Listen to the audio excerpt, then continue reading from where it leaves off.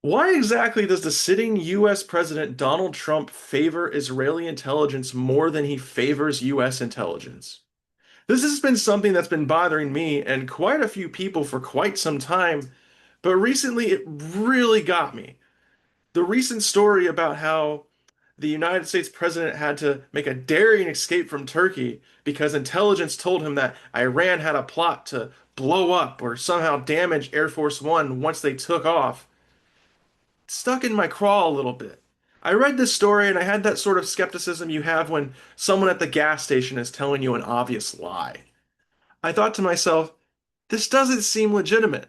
I mean, Turkey, a country that is a part of NATO and has a pretty decent military thanks to all the weapons the United States has given it over the years, was just going to let Iran kill the president while in their airspace? That doesn't make a whole lot of sense. And it turns out Turkey has felt the same way. And then yesterday, on August 12th, the Washington Post published a report that quoted high-ranking U.S. intelligence officials stating that they could not verify and doubted the legitimacy of the threat.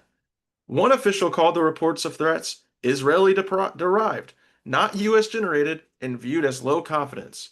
For those of you who don't speak the intelligence community's language, that means there was no threat.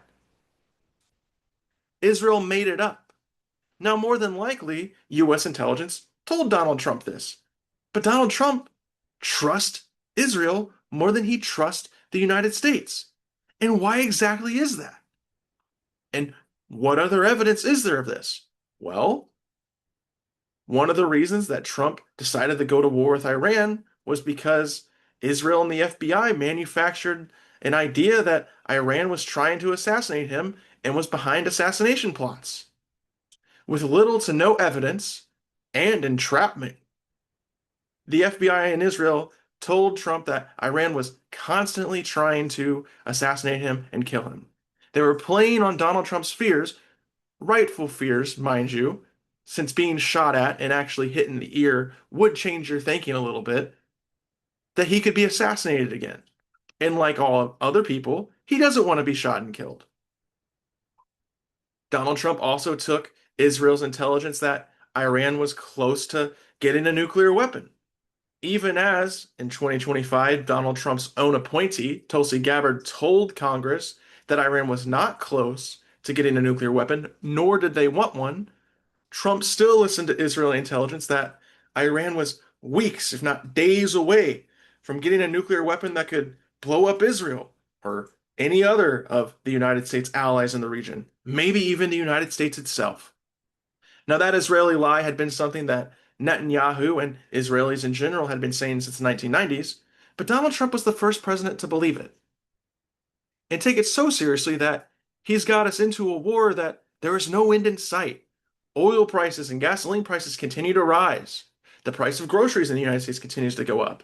We are currently trying to starve the Iranian people. We've committed war crimes. I have not committed war crimes. You have not committed war crimes. The United States government, under President Donald Trump's leadership, has committed war crimes in Iran, including bombing a girls' school, purposely targeting infrastructure, blowing up oil facilities, desalination plants, attacking apartment complexes, stadiums for wrestling and volleyball.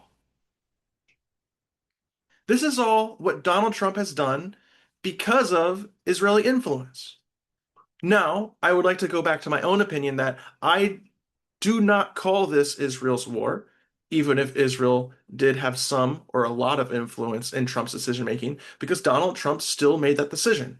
And as Antony Blinken said last May in an interview, there's a strong chance that the Harris administration or the Biden administration would have had us in this same position anyway. Iran has been in the sights of the United States since 1979. Even going back before then, when the United States government overthrew Mossadegh just because he wanted to nationalize oil. But what I do say, and what I do agree with a lot of these people on, is that Trump very clearly has a bias towards Israeli intelligence over US intelligence, even if that US intelligence is being given to him through credible, experienced sources. Why is that? Well, One person, Norman Finkelstein, theorizes that because Donald Trump doesn't trust his own intelligence or his own inner circle because he's filled them with yes men and, to quote Finkelstein, morons, that he doesn't trust or believe anything they say, so he goes to the Israelis, who he views as credible. Others say it's because Israel has some sort of blackmail on Trump stemming from his time in the Epstein files. Whatever it is, it has to stop, and we should all be outraged by this. The President of the United States is very clearly saying a foreign government's intelligence is better than our own, despite a history of Israeli intelligence lying, falsifying evidence. What was it, 2 weeks ago? Israeli media and intelligence was saying that Iran already had a bomb. That story kind of went under the radar because the United States pretty much said absolutely not and pushed it back, showing the United States can do that. But this is not something that Israel is against. Hence the manufactured plots of Iran trying to assassinate Trump here in the United States. Hence this most recent one, which even the intelligence officials said, we believe that Israel told Donald Trump this so that he would maybe change his policy on Iran and maybe go back to a full-fledged war. Whatever it is, it's unacceptable, and we should all be outraged and afraid of what this could lead to. Thank you for watching Anything But Casual. I'm Zachariah as always. The first link in the description below is a link to where you can donate to help Palestinians. Palestinians have been under siege and had a genocide committed against them for the last 100 years, if not more. Please donate and help Gazans as they continue to undergo genocidal conditions despite Hamas accepting agreements to a ceasefire and permanent peace or semi-permanent peace and Israel rejecting it. The second link in the description below is so that you can donate to Cuba. Now, Cuba has been under an embargo since the 1960s, and currently the United States has enforced a medieval blockade on the small Caribbean nation and is now restricting food. The United States is literally trying to starve Cuba into changing regimes or being easily persuaded to come forward to a more imperialist point of view. The third link in the description below is a link to the Substack I wrote today about exactly what we talked about in this video. It goes more in depth. It has sources to everything that I've said, and I hope you will read it and tell me your thoughts. Thank you so much for watching. I'm Zachariah. I will see you next time.